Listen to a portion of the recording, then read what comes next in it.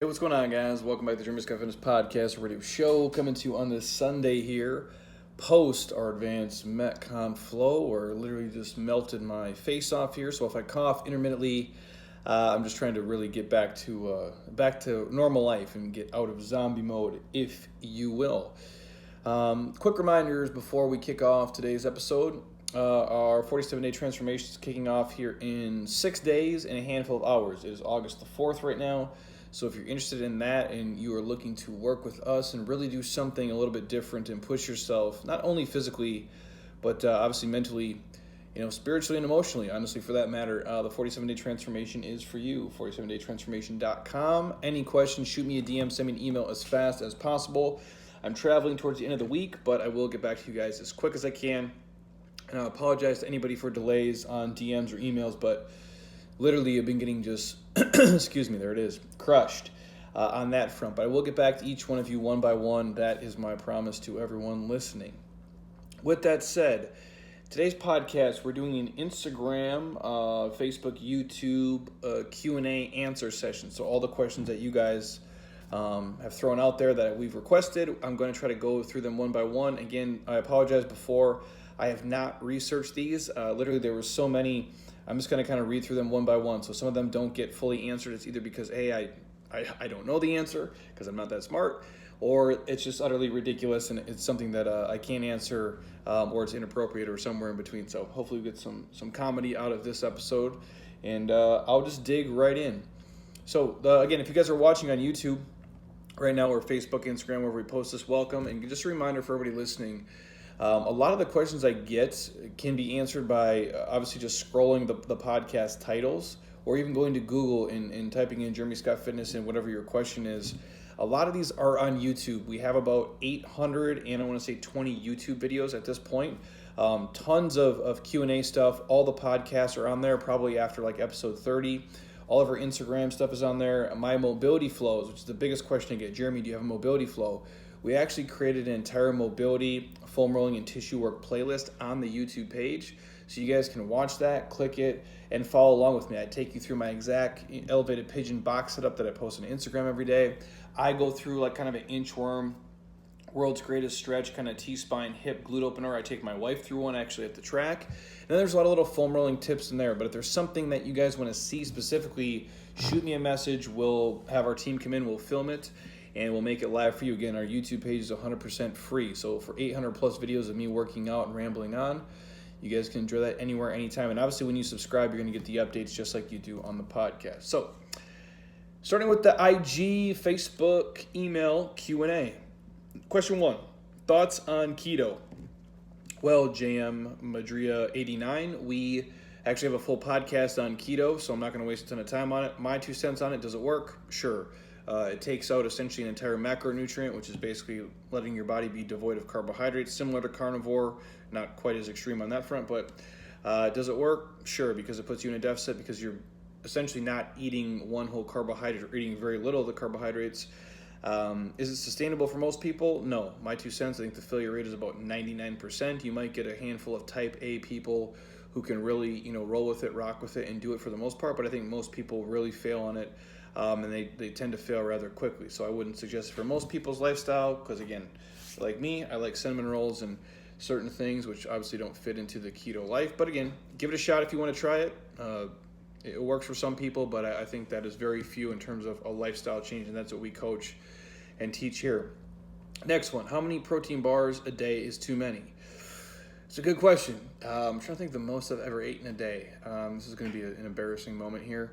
I think when I first discovered Power Crunch bars and that you could put them in the fridge, I'm sure I've eaten 5 in a day. That's about 1,000 calories worth, and that I would say is too many. I like the vanilla, the salted caramel's good. If you put them in the freezer, that chocolate mint one tastes like Girl Scout cookies. It really does. They're like crack. I'm still waiting for them to come out and tell me that they were full of shit the whole time and they're all packed with like 50 grams of sugar.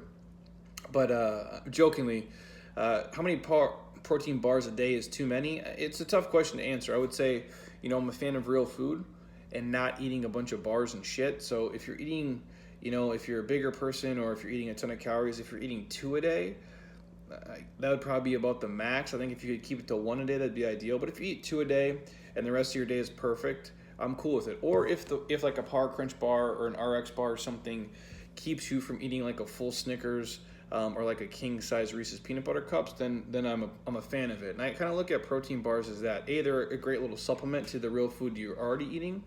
But if it's like a sweet treat, there the coughing is again, I would say go ahead and do it. If it keeps you from making worse choices, I'm all for you keeping it in your normal routine in your day. Next on the list, how can I lose my body weight fat fast? How can you lose fat fast? I don't know how you can do it fast. Faster than, a half a pound to a pound a week, I don't think is probably realistic for most people. If you're really obese and you lose 1 to 2 pounds of fat a week, that's cool. For the average person, half a pound to a pound a week is as fast as I would prescribe it, because again, you're making it a lifestyle at that point. It's not just some crash diet bullshit that's going to all come back on. So obviously, the saying is easy come, easy go, and I believe that. And I think most things in life that are worthwhile are hard work, and the things that are really special in life and really important, you've had to really sacrifice and really work for, and that's what makes them special, and what makes them important. If there was a secret to do it, we would all know about it. I just had this conversation in the gym before some people left. People will come to me and say, "Oh, here's this new revolutionary training program and diet program. What do you think about it?" Well, I think it's complete horseshit, because it's 2019. Let's be completely real here. If something's amazing, we at scale know about it. Like, know about an iPhone because it's amazing. You know about cinnamon rolls because they're amazing. Like, you know about Netflix because it's amazing. You know about Uber because it's amazing. If you know about those things and they're so amazing, right? How would this revolutionary secret training program, diet program exist, but we at scale as humans wouldn't know about it yet? Does that make sense to everybody? Like, people line up for an iPhone because it's so powerful and it's so great. We all know what it can do for us. And yet you think somehow some random guy at the gym or somebody at your school or at work is going to introduce you to some revolutionary way to drop body fat quickly, or some workout that's going to do all these things that no other workout's done before.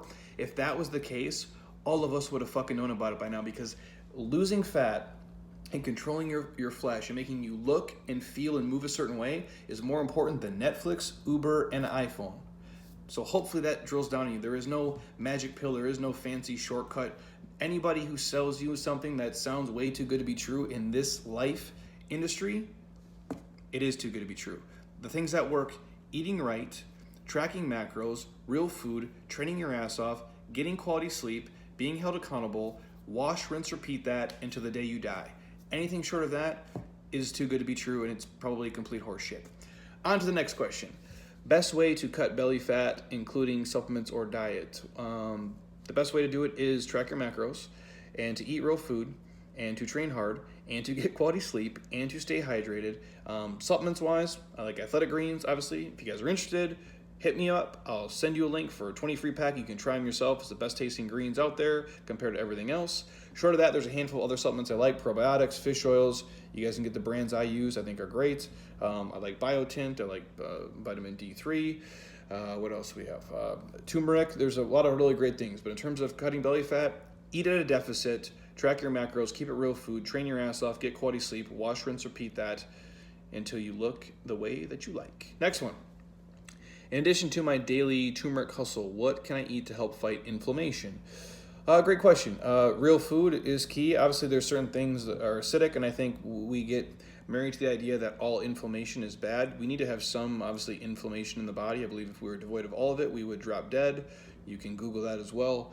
I believe that is a very true statement. So some inflammation is good and is required in the body, I believe, to survive. But the chronic type of shit inflammation you're talking about, I think obviously, eating fish, like quality omegas in your life, are going to help. Taking a probiotic is cool. Turmeric is great. Athletic greens are great. Eating green vegetables is amazing. Things that are powerful in micronutrients, all are going to help you kind of go through. Again, bone broth, you can go down the list of things that have amino acids in them, things that are going to combat inflammation. Again, resting, getting quality sleep, just not really putting your body in a toxic shitstorm of alcohol and drugs and booze and simple things like that. So other than, saying eating real food and not filling your body with a bunch of sugar and booze and processed shit, you're on the right track. Next one. Best way to maintain your body weight when you've already reached your target body fat. just eat at maintenance, my man. Nothing more complex than that. When you're already where you want to be and you think you look like a rock star and you like where your weight is, look in the mirror every day and gauge it by that. Track your macros and make sure you're within kind of a maintenance level range, and then just kind of dictate everything around that. And obviously, body fat percentage, people get so hung up on it that with the scale too. I think the scale is complete horse shit. Body fat percentage, it has a place, but everybody looks different at certain body fats. Some people at 7%, look super amazing, and some people look, really good. I know that's cutting hairs, but if you think about it, somebody at 10% can look a certain way, and the same person can be at 10%, and you won't even believe it. And so that's why I don't get so hung up on just the body fat percentages. And for the same note, most of you guys, who cares what the body fat is? Obviously, if you're morbidly obese and you're trying to get it down to be healthy, sure.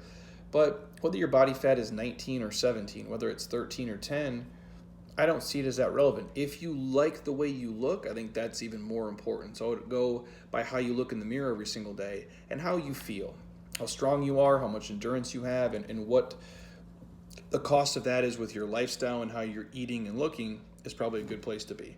Next one. What do I recommend for women over 60? It's a pretty broad question in terms of what, dating or, no, I'm kidding. When you're over 60, honestly, I'm going to say the same thing. I think it's the same thing when you're 20. Eat real food.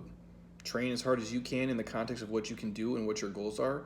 Get quality sleep. Be mindful of that. Wash, rinse, repeat. Obviously, at 60, you're going to have some issues that somebody at 25 is not going to have. Typically, there might be some arthritis going on.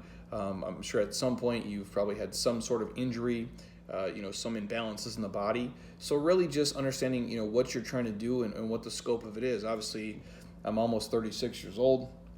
It's crazy to say, so I'm closer to 40 than I am to 30. And there's shit that I can't do now. I'll put it this way. I can do all the same things I could do at 26, but the question I ask myself now is why? At what cost? And is the juice worth the squeeze? And the example I give is I was out in Newport Beach about 2 weeks ago now, and sprinting with the CisFit girls, and she is a former Division I college sprinter, and I'm still fast. I'm big. I'm way bigger than I used to be, but I'm still quick. I got a motor, and if I really turn it on, can I sprint with her? Yeah, for sure. And can I beat her? Some of the stuff, yes, most definitely. But something's going to go if I continue to do that. I am too big and too old to be doing that kind of stuff anymore. And not that I can't, but why risk ripping a calf? Why risk, pulling a hamstring? Why risk doing something when the payoff isn't that much? So my ego can win, so my pride can win. And that's kind of how I look at the gym at this point.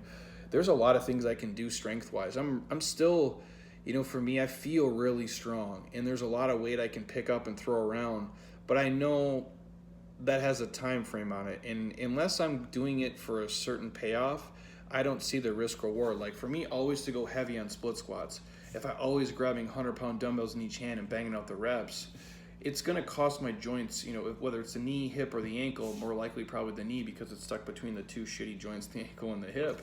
Something's going to happen. And why? If I can elicit the same response using a lighter load or messing with the tempo or the volume, I'm going to do that. So as I age, like you guys, whether you're 60 or not, I would just be very smart about how you load. And you can do a lot of damage with body weight, controlling the tempos and speeds and messing with the rep schemes and the patterns.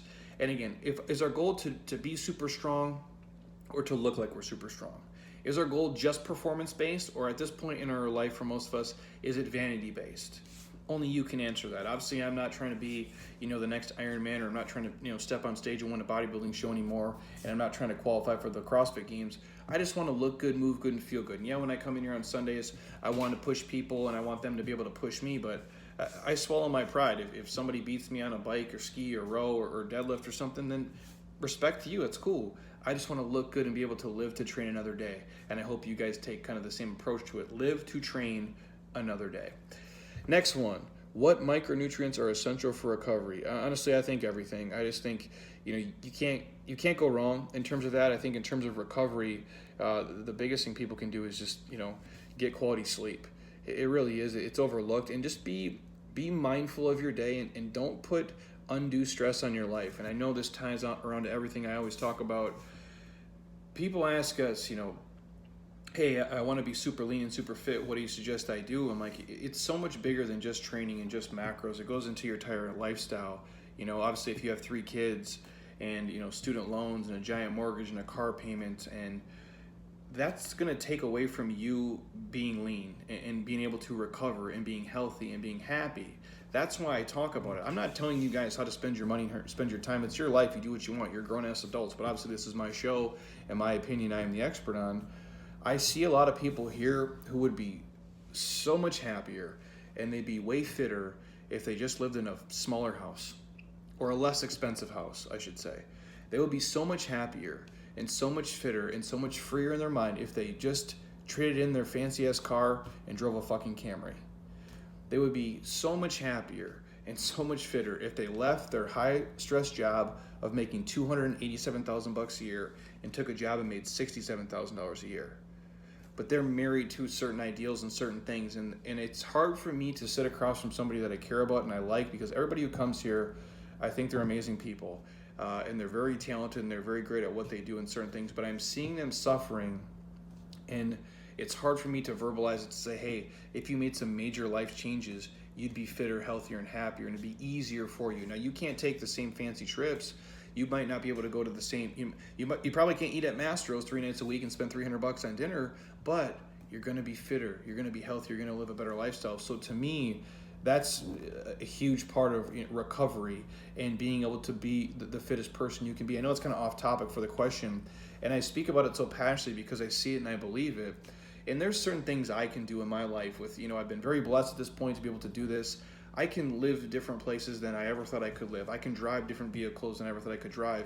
And I'm not saying at some point I'll never do some of those things, but I'm only going to do it if it's not going to cause me stress and pain and cause me to be able to work out less or not have my mind be free. And the reason I say it is because when your mind is so wrapped up in those 19 things, it's very hard for you to be able to relax and to give fitness and training and just what I'm saying is, when we talk about fitness, it's all the 4 pillars: the physical, mental, spiritual, and emotional. And when your brain is always running 19 different ways and you're worried about all this shit, the last thing on your list is like you just tracking macros. The last thing on your list is you being mindful and having an hour just to go for a walk and just to relax. I do think we have really made a mistake in America. We're fucking up at a level that is just, honestly, it's embarrassing that we think we have to have all this shit. And I'm not against the stuff, but when it's costing you your health, when it's costing you time, when it's costing you sleep, when it's costing you peace of mind, you're never going to be in the shape that you want to be in if you're worried about all that shit going on the outside. Again, that's just my 2 cents. Simplify your life for more happiness and more health. And the byproduct is, when you can do that, some of the other stuff will come. And I think when you look at us anyway, we've all got confused about where we have to live and what we have to drive. We're overcompensating in those areas to fill some void or to look fancy for other people, and I just think it's utterly ridiculous. And the cool thing is when you're super fit and you're healthy and you feel a certain way, you can drive up to a place in a 2008 Honda Accord, and you can walk into a room wearing gym clothes, but and you feel like a fucking rock star because there's this power in you that you can control your body and you can do what you do, and other people can't do that. And that's my own personal takeaway. Next one. What are the worst fake healthy foods out there?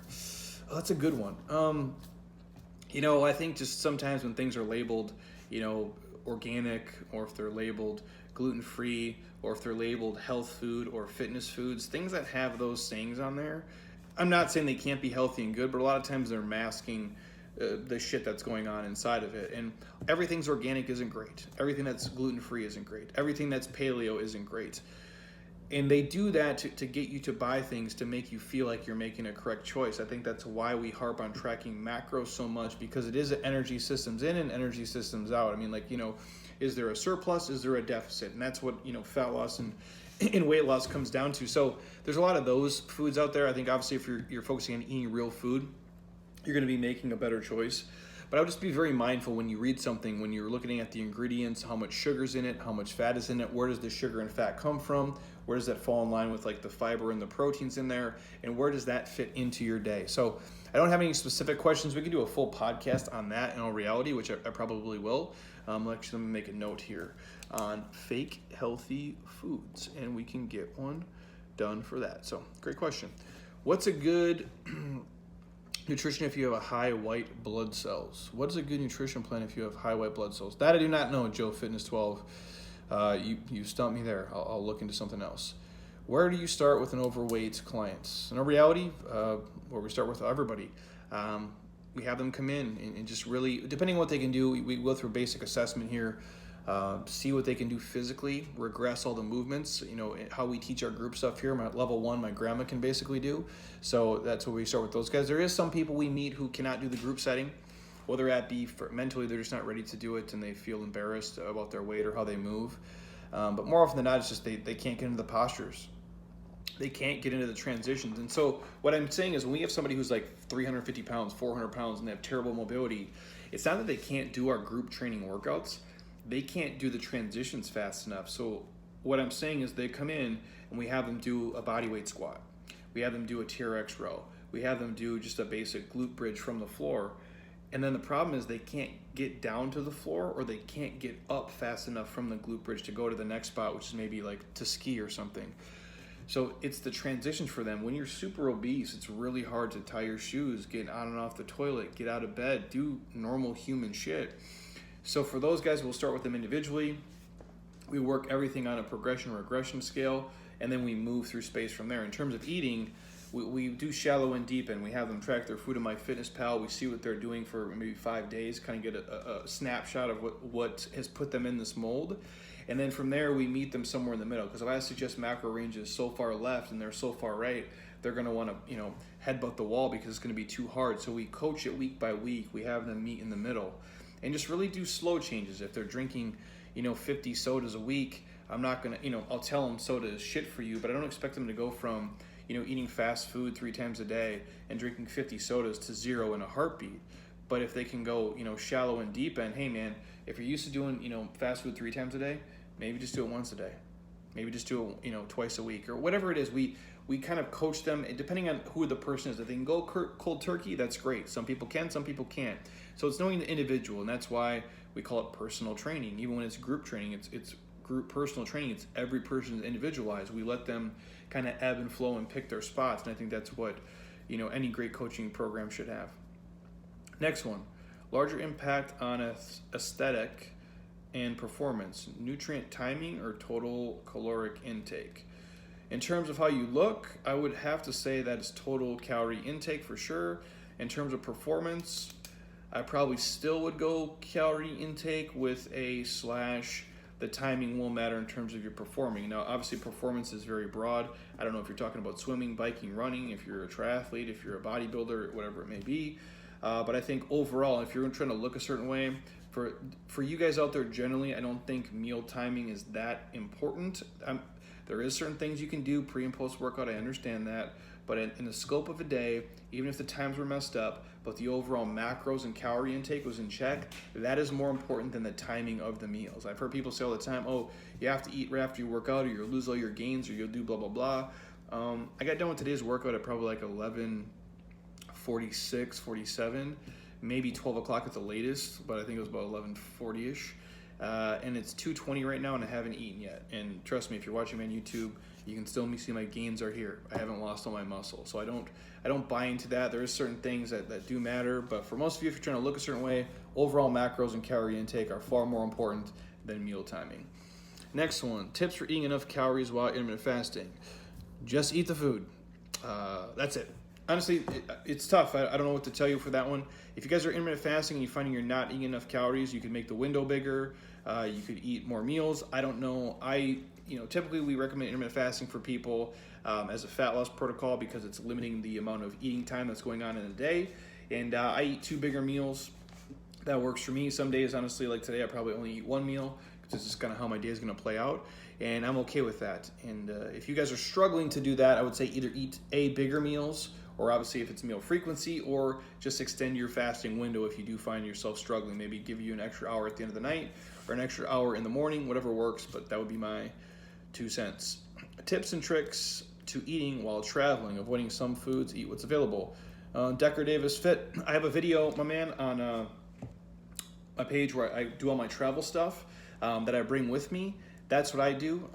And then obviously I eat that stuff in the worst case scenario. So when I get somewhere, I always try to Google, is there a Whole Foods? Is there like a natural grocer? Is there some type of place I can stop and go? And usually before that, I Google where I'm going to stay at hotel-wise and what's close in the area and what choices I'm going to make. Or if I know I want to go do something where, if we're in Newport Beach and I want to go to like Javier's or something, or Malibu Farms or Mastro's or whatever it is, I'll plan ahead of that and I know that's going to happen and come up. Or I know if it's my favorite breakfast place or my favorite lunch place, I'm going to make that fit into my day. But I always pack with me, like protein candy, Power Crunch bars, the almond butter packets, certain things that are going to save me and buy me space so I'm not stuck, being a slave to the food that's around me. I think that tends to work best for me. Next one. Is it bad to eat a lot of foods that are the same and still hit your macros? Is too many eggs bad? Jeremy Crosby, no, I don't think so. I don't think you can go wrong eating eggs every single day. And if you want to eat the same stuff over and over and over again and you feel good doing it and it's inside your macro ranges and you like the way that you look and move, I'm all for it. I don't see any problem with that. Eventually you'll get sick of it like we all do. I tend to go in like 3 to 6 month spans where I'll eat the same lunch and essentially the same dinner for like 3 to 6 months at a time, and then I'll be like, all of a sudden one day I'll switch and I'll do that for the next 3 to 6 months. And that's kind of how my wife and I do it. We keep things very simple. I think in life, the more you can simplify your choices, the more successful you're going to be. Next one. Are there any healthy microwave meals or meals that can be done in a pinch? Microwave meals, I don't know. I don't do any microwave done stuff really other than cauliflower rice. We do the bird's eye. They have like a roasted garlic and a herb one as well. I don't like the plain one. I think it's really basic, but bird's eye does a great cauliflower rice in a bag. You throw it in the microwave for 4 minutes, take it out, boom, we do that. I cook up some eggs, cut up chicken sausage, throw some cottage cheese on there, and boom, meal is done. We do a lot of that kind of stuff at our house. So yeah, there's a lot of really quick stuff you can do. I just don't know in terms of straight microwavable. I would say probably that's not ideal. But again, just making eggs and like cutting up chicken sausage takes all of about 5 minutes, and that's a really easy go-to. Or it doesn't have to be that; it could be steak or chicken, you name it. But that stuff's really basic. Next one, debunking popular food myths. I guess I'll get to that one I'll get that one at the end of the podcast. I'll go into just a handful of things and just some horseshit stuff that's out there to hopefully help you guys. Next one, running a fitness business. We already did a full podcast on running a fitness business and like why owning a gym sucks. There's 2 different ones you guys can give a listen to, see what you think. How to fix skinny fat. Again, just give it time. If you're skinny fat at this point, I think it's better than being, obese fat. I think you have a better route for sure. Just training, having understanding of nutrition, and just giving it time, being patient. Everybody wants to be big and jacked and shredded all at once. Or if it's females, generally speaking here, they always want to be, lean or ripped or quote unquote toned, and they want it to happen in 2 seconds. Just give it time, man. It takes a long time to build a really amazing body, and even once you get it, it takes every effort to maintain and keep it going. So just be patient and understand, Rome wasn't built in a day, and an amazing body wasn't either. Anybody you see who looks really good, I don't just mean like, oh, they're in pretty good shape. I mean somebody who you look up to and you're like, wow, they look really great. They're super fit. They've worked their ass off for it, dude. And they continue to work their ass off for it every single day to keep it. To think that you'd have the audacity to do it way quicker than them is, it's just not realistic. Next one, best ways to restart a workout program after completing an injury. Obviously going through your doctor, your physician, going through PT, I think is great. And then just my 2 cents, starting really slow. Basic stuff, mobility, body weight, taking your time, not pushing it too fast, too hard. Again, just being very patient with it and understanding what you can do and why you're doing it and what you want to get out of the movements. Next question, figure out what kind of training to be done once you're done being a college athlete. Just depends on your, on your goal, what you really want to do and what you're trying to get out of it. I mean, that's probably the biggest thing. When I was done with college, we're going to find a path. I loved bodybuilding even as a little kid, and so that's kind of the training I gravitated to. I would always do the athletic stuff, like I'd still go play basketball. We'd go through, some of the drills that we would learn, through strength and conditioning and through just, playing college sports. There's a lot of stuff that, I grew up playing baseball and football and basketball, so there's a lot of footwork drills. There's a lot of conditioning things that we went through that I still integrate into our training here in certain points. I'm probably not going to go out and run a ton of suicides, even though it's a great conditioning drill, even though it is straight misery. There's a lot of that stuff. So picking your goal, what is it? Do you want to focus on performance, aesthetics or somewhere in between? Do you have a goal outside of that? Do you want to do the Spartan races? Do you want to get into CrossFit? Do you want to get into bodybuilding? Do you want to get into bike racing or, triathlons? You have to answer that question. And once you know what the goal is, it's a lot easier to pick the track in terms of what you're going to invest your time into in terms of training. Next one is, let's see where I'm at here. Mobility, flexibility tips. Again, like I mentioned, we have a full mobility playlist on our YouTube page. You guys can give that a shot. Also on our IGTV, I have a bunch of mobility stuff on there as well. So check that out. If you have specific questions from there, I'm happy to make more videos. But mobility stuff is really tough to do via podcast. Next one, ways to beat sugar addiction. Depends on what the sugar addiction is. Again, I've not ate real ice cream in, I would say, probably about 6 years, which is embarrassing because I want to. I still have never been to Baked Bear, and my birthday's coming up, so maybe I'll go to Baked Bear on my birthday. That might be on my list. I just don't want to be sick.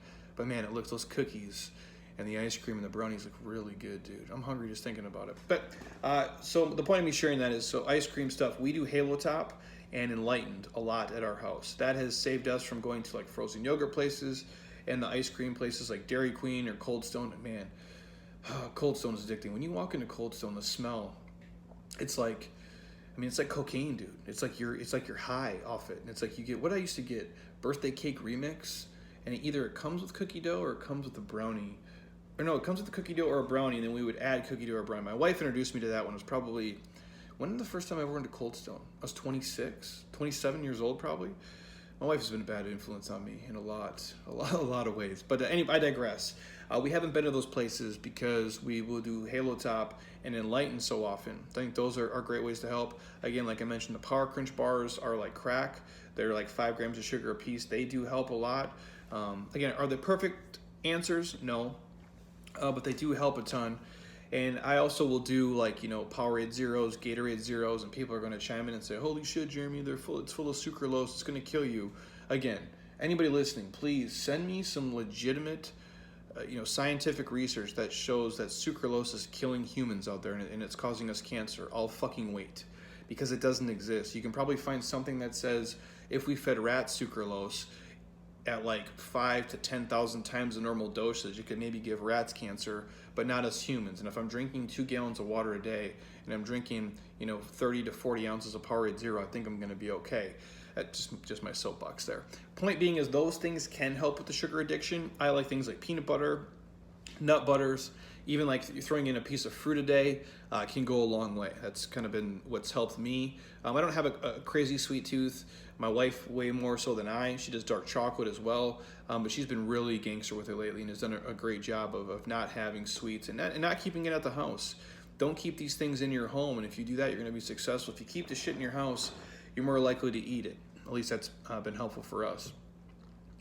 How to stay in a routine and keeping up once being fit once you get injured. Once you're injured, obviously, go through the injury, go through the resting protocols, and then obviously, like I said earlier, start back slowly.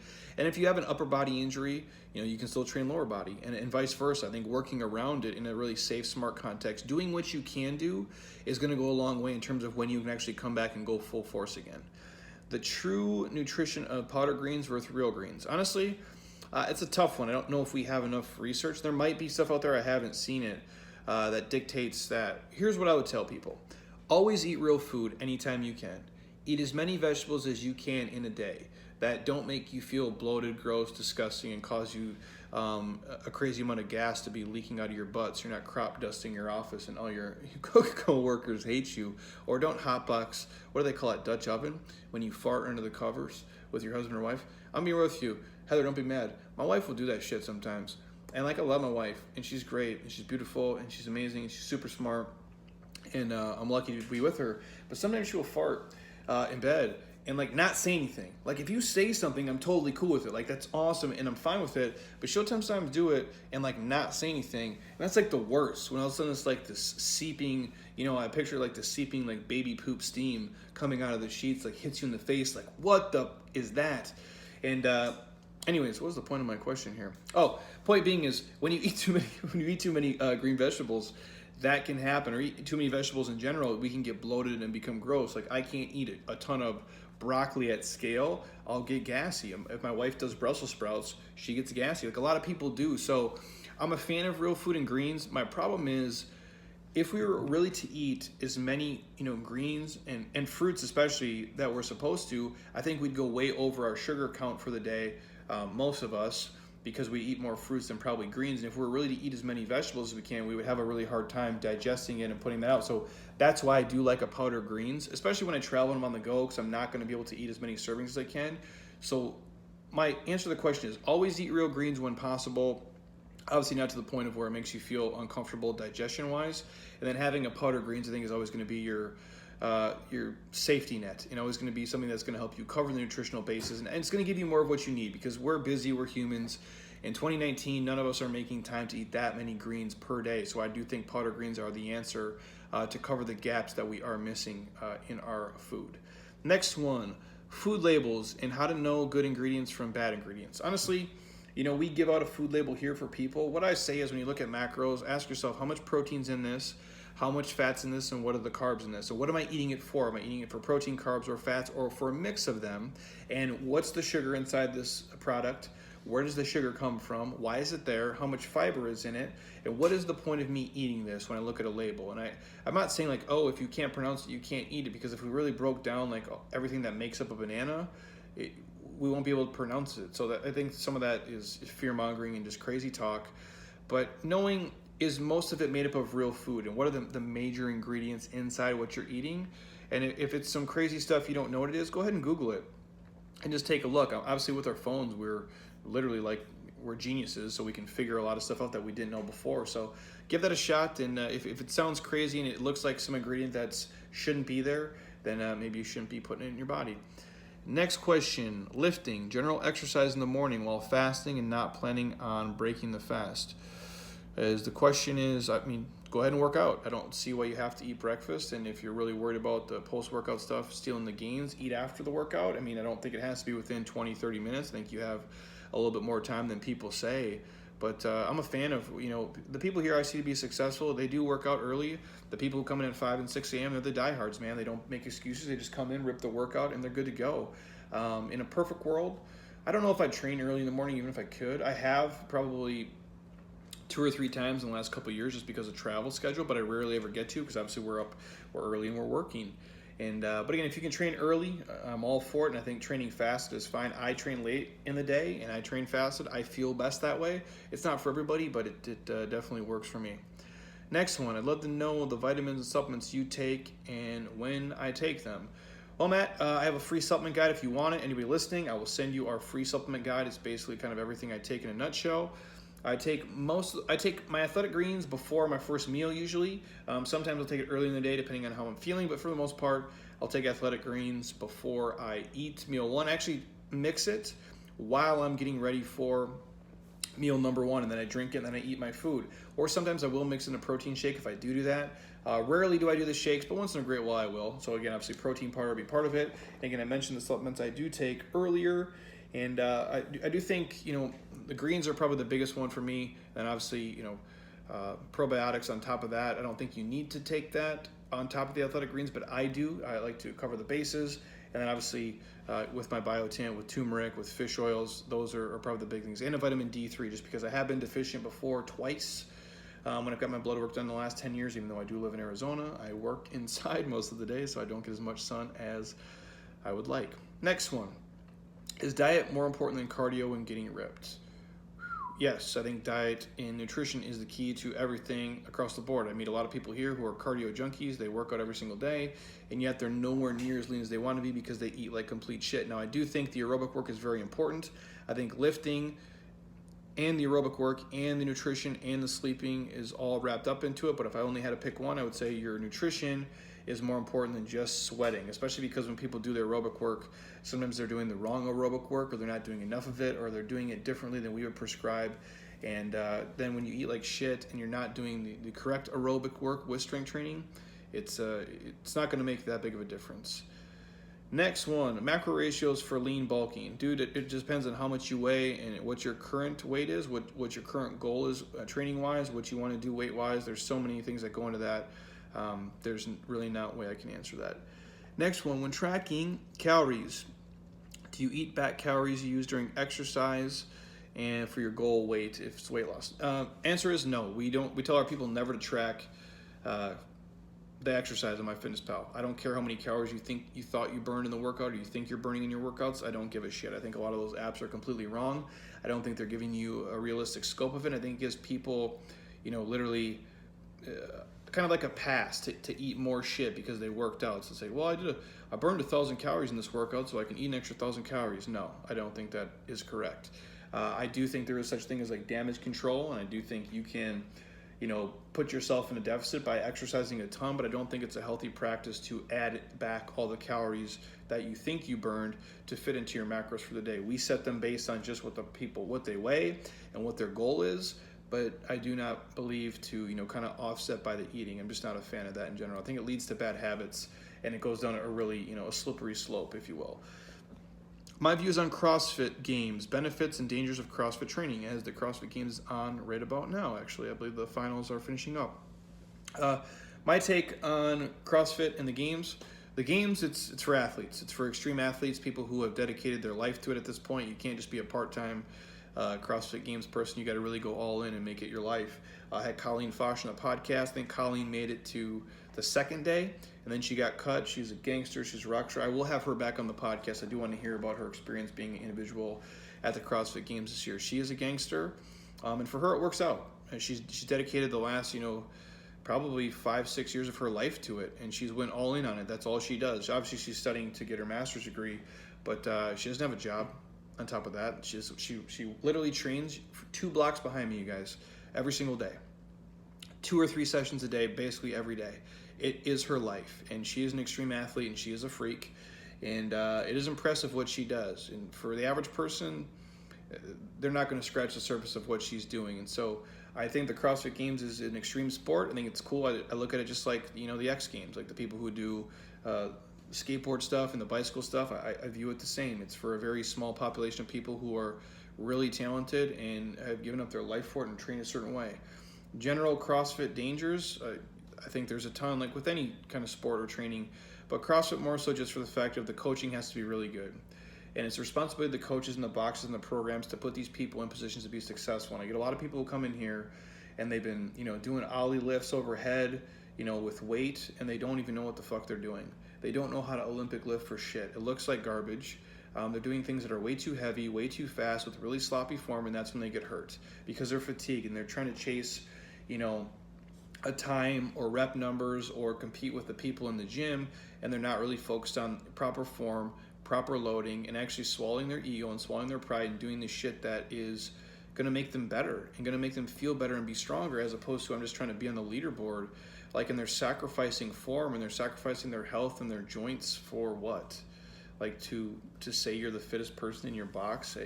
Nobody gives a shit. And I'm not saying this to be negative. It's just the truth. Like, nobody cares if I can deadlift 600 pounds or 500 pounds. Like, it's irrelevant. Like, if it matters to me, then cool. But I'm not going to come here and do our Sunday MatCon, which, again, we don't do ollie lifting at scale here. I don't think it can be taught in huge groups. At least by me, it can't. I'm not that talented of a coach. We can teach simpler things at scale for sure, but we don't do things here that put people in bad postures and positions, because I think my goal as a coach and as a fitness professional and as a gym owner and a business owner is to put these guys in places where they're not going to be hurt, where they're going to be better, when they're going to do what they're supposed to do. And I think a lot of people in the CrossFit world just get really caught up in, oh, well, the games people do this. I'm like, well, yeah, well, LeBron James does a lot of shit too, and I'm not going to do the same stuff. And that's how you have to look at it. I think it's hard because you see like a Rich Froning, or you see a Matt Frazier, you see a Colleen Fosh or a Toomey or somebody, and you're like, well, they look similar to me. I'm like, no, dude, you might look similar as humans, but you're not like them. They're not like you. And in basketball and football, it's easier because, like, you don't look like Adrian Peterson. You don't look like LeBron James. But in CrossFit, it's like you look more similar, so you think you can do what they do, and you just can't, man. And it's their whole life. Like, you can't expect to compete with them when you're working at Bank of America 40 hours a week. This isn't going to happen. Next one. Keto versus low carb versus balancing macro eating. Honestly, they all have their place. It's whatever works for you. Honestly, I like the macro base, and I typically eat a lower carbohydrate, higher fat diet. That works for me and my body type. because I know the carbs can get out of hand real quick. But it really just comes down to you, what you can make a lifestyle, what makes you feel healthy and happy, and what you can do, sustainable for a long time, not just for 3 to 6 months. What can you do for, the next 30 years of your life? That's what I would say go with. And for most people, I think that's a balance of all the macronutrients. Next one, my thoughts on exercise helping with treatment for depression. I'm not a doctor, clearly. I'm not that smart. Just a dude in a warehouse who loves fitness. I do think exercise can help with a lot of that stuff. Now, again, this is not my medical opinion. Don't take this and run with it as like it's gonna be a cure for depression. But I do think the more physically active you can be in community with people, moving your body and sweating, it does make you feel good. There's a lot of days, you guys, where I feel like shit. Physically, and maybe even mentally and emotionally too. I'm a human. I'm just like you guys. I have shitty days. It's just part of it. But I do always feel better once I work out and once I train. It's kind of like my release. If it's endorphins releasing in my body, or just feeling good by sweating or feeling a sense of accomplishment, it really does help me feel better. Next one, your exact nutrition plan and everything about it, macros, calories, whatever. I have a podcast called My Day of Eating, or how I eat, or why I eat, or something like that. And then obviously I share my training with you as well. So that is there and available. And again, I share with you as much details as possible, so you guys give that a listen if you really care about what I eat today. It's really boring, and what works for me is not going to work for you, I promise you that. And how I train is probably not how you should train unless you and I have the same goal. And I run one program a year of my exact training for 35 days, so you guys can try it if you choose to. But for the most part, I don't think most of you would want to live my life. And that's not saying my life isn't awesome. I think it's fucking great and I love it. But again, I am not built probably like a lot of you mentally and physically, and I don't think you're willing to endure and do a lot of the stuff that I'm willing to do to be here. Just my 2 cents on that. Next one, balancing fitness and parenting. Well, I'm not a parent, but I do see a lot of parents come in here and be complete rock stars and be amazing. And so what I would say is this, the ones I see be most successful, they do it as a team. The husband and the wife are both on board in some capacity, although I do see a lot of solo parents as well who do it great. What I mean is, like, one parent doesn't give a shit about their health and training and one really does. You can be successful if you are the alpha in that area. Otherwise, I think it works best when the husband and wife are both on board. They can kind of play off each other and they help, lift each other up, and one doesn't drag the other down. And I tend to see the parents here who make it a priority and they carve it into the day, whether they have to drag their kid here or if they come early in the morning before the kid gets up. And I do tend to see people who are here early tend to be really, really successful. Not that the people who come later in the day don't either, but I just think when you can build it into the day and have no excuses and really prioritize it into your life and understand that, you can miss a couple things for your kid stuff and take care of yourself. And again, I'm not a parent, so I'm not telling you guys how to parent, run your life, but what I would say is this, I would hope that my mom and dad did some things for themselves and didn't just do fucking everything for me, because if they're doing that, then they're miserable and they're pissed off and they're probably mad that I'm around them, and then I become a problem, or I become the thing that's holding them back, and I would never want to do that as a kid. And it's kind of like when you're in an airplane, when the masks come down, like, you put your mask on first. And I think we have to do that as people, because when you're suffering and when you're fit and you don't like how your clothes fit and how you feel and you're depressed, your kids see that, they feel that, they know that. Even if you're not saying it, it's like they can sense it. Like, we're not fucking stupid. Like, as a kid, I could tell when my parents were suffering or struggling, when things were wrong, even if they didn't say it. And the phrase is, more is caught than taught. So even though you're teaching them the right stuff, they catch things. They catch your interactions of if you're working out and if you're eating right and if you're depressed and if you're sad. So I do think it can be done. I see a lot of rock star people here who do it really well. But again, I do think it's better when the husband and wife both can be on board as opposed to just one person. Next one, portion control. When you know the right portions for your body. Again, that goes down to tracking macros. If you grab a food scale or measure stuff out, at least at first, I'm not saying you have to do that stuff forever, but I do think it's important to track things at least at first and maybe weigh some things out because it does make a difference. Next one, cardio for beginners, expert weight loss. When is the best time? When is it necessary? Honestly, build the cardio into your program. If you can build it into the workouts, great. Like a group training, Metcon stuff, I think is awesome. If you love lifting, then lift. And if you're only going to split them up, I would say probably do the aerobic work after would be the goal, so it doesn't steal from your lifting. But if you like to do some of it for warm-up, cool, lift, then do the bulk of it afterwards. I'm fine with that as well. And again, it just depends. I like everything. I like biking, skiing, rowing. I like pushing sleds. I don't hate treadmill work. I think you can do a lot of really good stuff on the treadmill. I'm not a huge elliptical fan. That's just me. But they all have their place. They really do. If you use them correctly, I think they can all be great. And it really just comes down to what the ultimate goal is, if it's performance or just vanity based. And that's why I like the ski and the row and the bike, because there's a lot of fun protocols, especially with the Concept 2 stuff with the rowing and the skiing. You can do a lot of different things where you can mix in, lifting, training, some sprint stuff, some medium range, and obviously some marathon type sessions as well. Next question, the importance of having a good mindset. It's everything, dude. It really is everything. The way that you look at the world and see it and feel about it is your reality, and it is your truth. I don't think there's anything stronger than the way that you think about your life. If you can have gratitude and perspective in this life about where you are and where you rank and what you've been given and all the gifts you have, it can change everything. And I truly believe that. And if you have a shitty mindset, you have a shitty life. And it's as simple as that. Next one, lactic acid buildup and how to get rid of it after a workout. Now, I hear this stuff a lot with the lactic acid stuff. And I'll say this really fast. Lactic acid, that they think the myth is it causes muscle soreness. And I don't know all the science, so I'm going to spit this off here really quick. The lactate actually clears out of your system probably in about 30 minutes to an hour after working out. I don't think it's there for days. And people think, like, oh, the lactic acid's there 4 days later. I don't believe that. I think a majority is recycled and turned into energy. And it's like the delayed onset muscle soreness, like that DOMS, right? When you hear people say DOMS, it's delayed onset muscle soreness, which is the result of micro trauma in the muscle tissue. Like you're kind of tearing the muscles as you work out, which a byproduct is going to cause, obviously, inflammation. It's in the most exercise, it can induce some sort of soreness, but exercise with the greater emphasis on lengthening and stretching the muscles, how if you're lunging and squatting and tearing and ripping the muscles, that's going to play a bigger role in how sore you are, 1, 2, 3 days after a workout, as opposed to just a lactic acid buildup, which again, I think is going to dissipate in the body within probably 30 minutes to an hour. The science might be a little bit, shorter or longer than that, but I think most of you guys, lactic acid is not the problem. It's going to dissipate within 30 minutes to an hour, but it's you guys with that DOMS creating the micro trauma and the micro tears in the muscles. Actually, when you're strength training, if you see me on YouTube right now, and I put my fingers, you're actually ripping the muscles and tearing them, then they're going to grow back, and they're not going to go back, in 2 seconds completely. So over time, there's going to be some inflammation and things that build up inside of that, and obviously increasing the blood flow, foam rolling, stretching, going through space, eating, proper sleep is when we heal.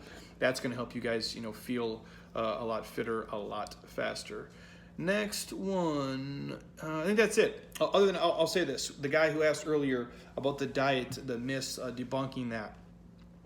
Really fast, I think Lane put this out there. It's the infographic. Let me pull it up, see if I have it. It's a little, I wrote it down in my notes here. It's why do diets work? And there's so many myths and so many shits. I think we already have a podcast on diet myths or eating myths or things like that. And if not, we'll do another one because there's a ton out there.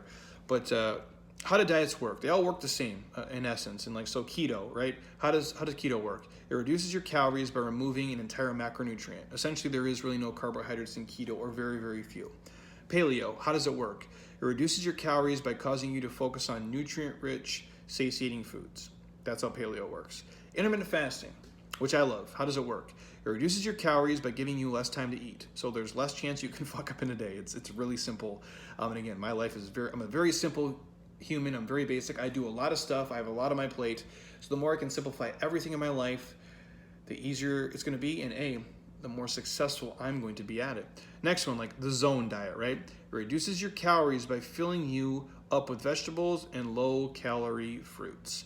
And the rest of them, the other stuff, the detoxes, the lunar diet, which is a real fucking thing, which is insane to me, the alkaline diet, the blood type diet, I think all of that shit is nonsense. I'm just throwing it out there. If you're pissed off and you're doing detoxes, or you're like on a lunar diet, or on my alkaline diet, or I'm on my blood type diet, I think all of that is probably bullshit. You might have some scientific stuff out there. If you guys do, send it to me, and I'll recant this, and I'll say, hey, you know what? They sent me some really good scientific research, but I think a lot of that stuff is complete horse shit. And I've said this before, the diets work, all the same for the most part. They work by reducing your calorie intake.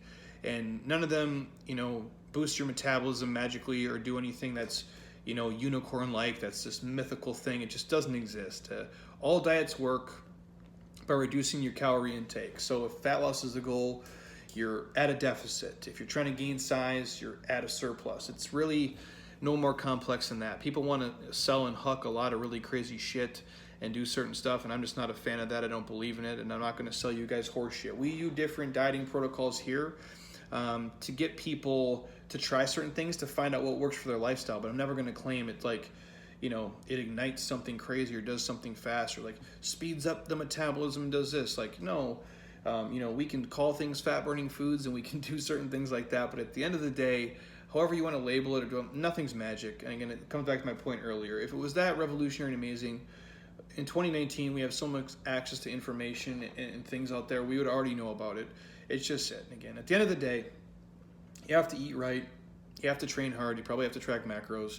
You have to get quality sleep. You have to simplify your life and not do things that cause you stress and cause you pain, but do things that bring you happiness and free up time in your life to let your brain be clear and like just think about what you want to do and how you want to feel and how you want to move. We're all trying to do 19 different things, and understanding obviously controlling your flesh and being super fit and super lean is really hard to do. It's not an easy thing to do in this life, and I think the older you guys get and the more you listen to me, you understand that like, wow, it's really tough to be the elite of the elite fitness, just like it's really tough to make, you know, 1% Americans make $445,000 a year. It's really fucking hard to do. You got to work really hard. Like anything at the levels of mastery and the levels of that you would admire and, you know, see from afar, it takes a lot of work and a lot of effort, and I'm never going to snow you guys on that. Like anything I have in life that you guys think is cool or that I've done, I've had to die for it, just like you have. If you're a doctor out there or CPA or a lawyer, you have a college degree, you've raised some kids who are really good people, I'm sure it was really fucking hard for you to do. It wasn't easy. Like,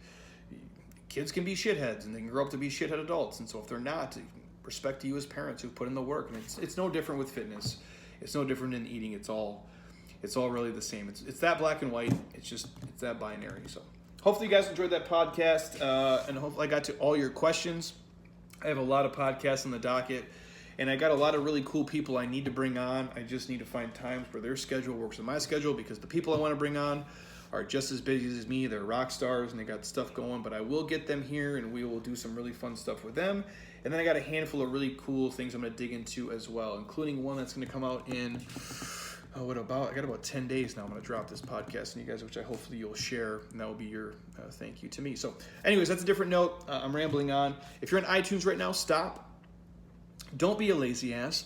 Drop me a 5-star, please, and leave a comment. I love reading what you guys say. Even if you think I suck shit, you can leave that as well. But if you appreciate it, I obviously like that even more. And then again, sharing this podcast with friends and family, tagging me on Instagram with it, giving it to whether you're a fitness professional, whether it's your mom or your dad, brother or sister, sharing it with them if you can help them debunk some of the fitness myths and answer some of their questions if they're lost along the way, because I know there's a lot of information out there. And if you guys trust me and trust what I say, I try to give you the best info that I have at the time. And again, when I know better, I do better. When I get new stuff, I'll share it with you, and I'll try to answer your questions as best you can and give you things that create value in your life. So, but if there's anything else you do want to hear on the podcast, send me a DM, shoot me an email. I will get to it. And if I've missed it to this point, shoot me an email with the title that says, "Hey Jeremy, idiot, give me this in the podcast," in case I forgot, because I get a lot of messages and things, and I'm not perfect.